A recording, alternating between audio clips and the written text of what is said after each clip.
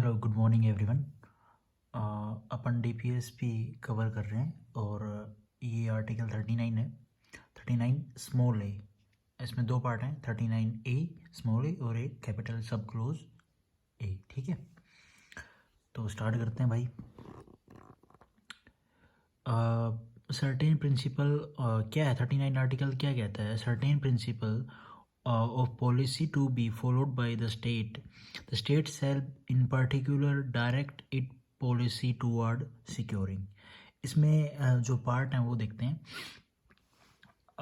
ए क्या कहता है? पार्ट ए, पार्ट नहीं कहेंगे इसमें जो है आर्टिकल में, that the citizen man and woman equally have the right to an adequate means to livelihood। Citizen man या वुमेन सबको एक अच्छी डिग्निफाइड ज़िंदगी जीने का, डिग्निफाइड ज़िंदगी हो उनकी, तो उसमें इसमें यही दिया गया है, मिलनी चाहिए। डीपीएसपी के थ्रू एक डिग्निफाइड लिवलीहुड होनी चाहिए। दूसरा क्या है? डिग्निफाइड में मतलब अच्छे चीज़ें मिलें, एक फैसिलिटीज़ अपॉर्चुनिटीज़ सब अच्छी मिलें, इज्जत और अच्छे से वो ज़िंदगी उनकी चल रही, वही डिग्निफाइड। सेकंड बी में क्या कहता है? That the ownership and control of the material resource of the community are so distributed as best to subserve the common goods I think. इसमें यही बोला गया है कि जो रिसोर्सेज हैं, मिनरल फॉरेस्ट रिसोर्सेज का आनंद ना हो। ठीक है, ओनरशिप कंट्रोल में रिसोर्स कम्युनिटी एंड जो distributed to best subserve common goods.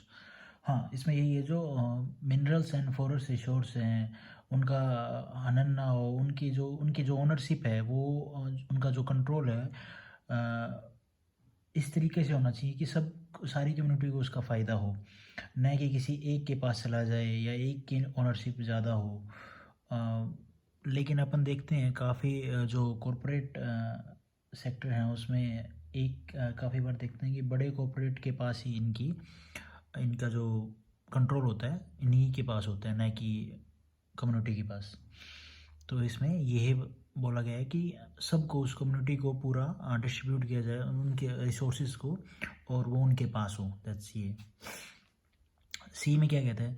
सी में ये है, that the operation of economic system does not result in the concentration of wealth and means of production to be common determinant. कि जो economic system है इस तरह से ना ऑपरेट हो कि वेल्थ कुछ लोगों के पास कंसंट्रेटेड हो जाए। ठीक है, कंसंट्रेशन होगा तो क्या होगा? मोनोपोली आएगी। मोनोपोली होगी तो कुछ लोग उसका डिसएडवांटेज भी यूज़ करेंगे, उसका कंट्रोल करेंगे, तो अपने हिसाब से अपने बेनिफिट के लिए करेंगे, तो वो सही नहीं है।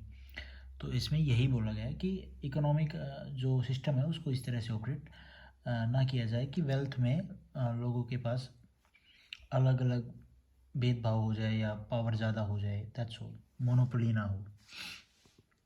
ठीक है, डी में क्या कहता है? That there is equal pay for equal work for both man and women. इसमें ये क्या है? इक्वल पैसे, जितना काम लेडीज़ करें और जितना काम मेंस करें, मेंस को जितनी वेज मिल रहा है उतना ही वुमेन्स को मिले, इक्वल पे हो। ठीक है, ये नहीं कि उनको कम ज़्यादा, ऐसा भी नहीं कि वुमेन्स हैं तो उनको ज़्यादा मिले और मेंस को ज़्यादा। इसमें यही लिखा गया कि इक्वल पे हो सबके लिए, जितना काम करोगे उतना ही पे मिलेगी। दैट द हेल्थ, ई में क्या लिखा है? That the health and strength of worker men and women and tender age of children are not abused, and that citizens are not forced by economic necessity to enter a vocation unsuited to their age and strength। इसमें ये किसी पे ज़ोर ज़बरदस्ती ना की जानी चाहिए, और या वो काम नहीं करवाना चाहिए जो उसकी सेहत के लिए सही नहीं हो, उसके लिए उसके सेहत के अकॉर्डिंग ना हो। अब बच्चे को काम आप हैवी काम दे दोगे तो उससे थोड़ी ना होगा, लेकिन फोर्सली अगर करवाया जाए वो ना हो, तो इसलिए मैं यही कह रहा हूँ फोर्सली ना करवाया जाए। या ठीक है, जो अपनी एज पे सूट ना करे उसको बच्चे को, तो वो काम ना करवाया जाए। चिल्ड्रन और क्या होना चाहिए इसमें, फिजिकली, मेंटली, इकोनॉमिकली उसको अब्यूज ना किया जाए। मेन तो यही है, इसमें यही बोला गया है कि जो बच्चे हैं उनको फोर्सली किसी को काम ना करवाया जाए, उनकी स्ट्रेंथ के अकॉर्डिंग कि भी उसको हैवी वर्क दे दिया, और उनको फिजिकली, मेंटली, इकोनॉमिकली अब्यूज़ ना किया जाए। बड़े लोगों को भी कह सकते हैं। एफ क्या है, एफ में क्या है, the children are given opportunities facility to develop in a healthy manner and in condition of freedom of dignity that childhood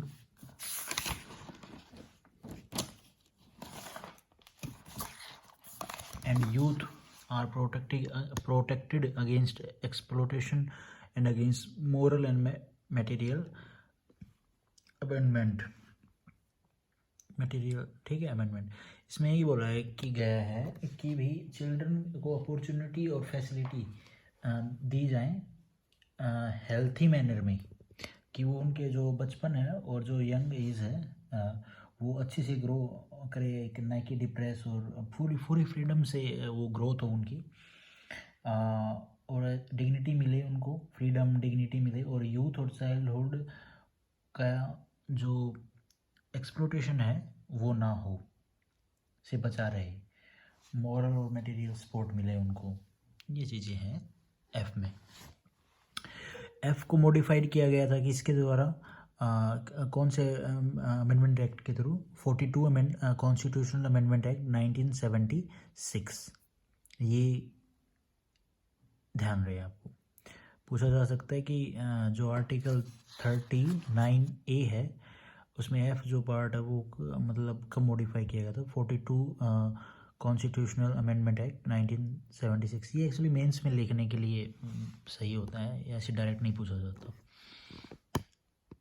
अब देखते हैं अपन आर्टिकल 39 का कैपिटल ए सब क्लोज। ठीक है, इसमें क्या लिखा गया है, the state shall secure that the operation of the legal system promote justice on a basis of equal opportunity and shall in the particular provide in a particular and provide free legal aid by the stable legislation or schemes or in any other way to ensure that opportunity for securing justice are not denied to any citizen by reason of economic and other disabilities।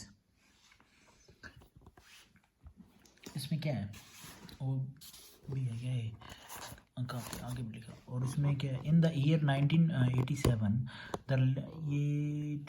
ये अलग है, पहले इसी को समझ लेते हैं। इसमें ये क्या कह रहा है, ये यही कह रहा है अगर कोई इंसान गरीब है तो उस गरीबी के बेसिस पे जस्टिस की फील्ड में उसके साथ इंसाफ ना इंसाफ़ी ना हो, कि भाई वो गरीब है तो वो लॉयर हायर नहीं कर सकता और अमीर लॉयर हायर कर सकता है, तो उसके लिए वो जो भेदभाव है वो बेसिस पे ना हो, वो चीज़ वो लीगल एड कर सके। कैसे, अच्छा, इस आर्टिकल को 39A को कब जोड़ा गया, ए को कब जोड़ा गया, कौन से उसके अमेंडमेंट एक्ट के थ्रू, 42 कॉन्स्टिट्यूशनल अमेंडमेंट एक्ट 1976। अब लीगल एड का मतलब क्या है, ये कहता है 1939A कि लीगल सिस्टम इस तरह से होना चाहिए कि सबको जस्टिस मिले, सबको एक इक्वल अपॉर्चुनिटी मिले। ऐसा ना हो कि किसी भी एक पर्सन के पास पैसा है तो वो जा सकता है कोर्ट में और केस अफोर्ड कर सकता है, और गरीब पर्सन लॉयर तक हायर नहीं कर सकता, और जुडिशली सेवा मिल ही नहीं पा रही है उसको, तो वो तो सही इक्वलिटी नहीं है। वो तो एक उसकी भाई गरीबी की बेसिस पे जस्टिस की वो ट्राई कर रहा है, वो मिल नहीं रही है उसको। तो सरकार ने क्या किया, तो सरकार को अगर ऐसे कुछ लेजिस्लेशन स्कीम बनाने लगे जिसके चलते लोगों को लीगल एड प्रोवाइड की जा सके, तो सरकार को ऐसा करना चाहिए, बिल्कुल करना चाहिए। तो सरकार ने किया, क्या किया, तो अभी देखते हैं आगे। ये देखो, in the year of 1987 the legal service authority act enacted by Parliament to establish a nationwide uniform network for providing free legal service to the weaker section of society on the basis of equal opportunity. Under this act, National Legal Service Authority (NALSA) has been constituted to monitor evaluate the implementation of legal aid program by laying down policies and principle for making the legal service available. इसमें क्या कहा गया, इसमें यही कहा गया कि 1987 में जो आर्टिकल था ये वाला, इसका क्या नाम था, इसका नाम ये था कि नेशन वाइड एक यूनिफॉर्म नेटवर्क बनाना चाहिए, क्या कहता था, ठीक है। और उसमें for providing legal service to the weaker section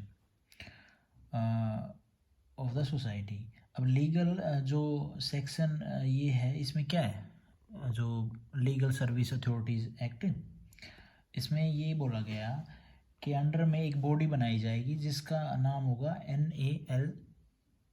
NALSA, ठीक है।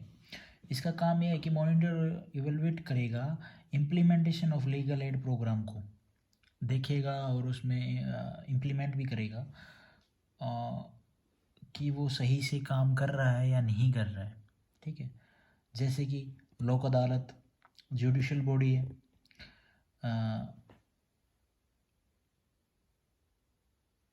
ठीक है। तो ये चीज़ इसमें बोली गई भाई, वीकर सेक्शन को भी उसका बेनिफिट मिले, किसके थ्रू मिलता है, NALSA के थ्रू, ठीक है। ये है 1939 आर्टिकल के, दोनों मैंने क्लोज आई थिंक कवर करा दिए हैं। और भाई जो भी देखे तो मे भी हेल्प तो करेगा ही भाई, ट्राई किया है अच्छे से समझाने की। और मैंने भी दूसरे यूट्यूब से ही और कुछ अपने जो लक्ष्मीकांत है वहाँ से ही पढ़ के ही अपना ये बनाया है। आपको पसंद आए तो भाई देख लो। Thank you.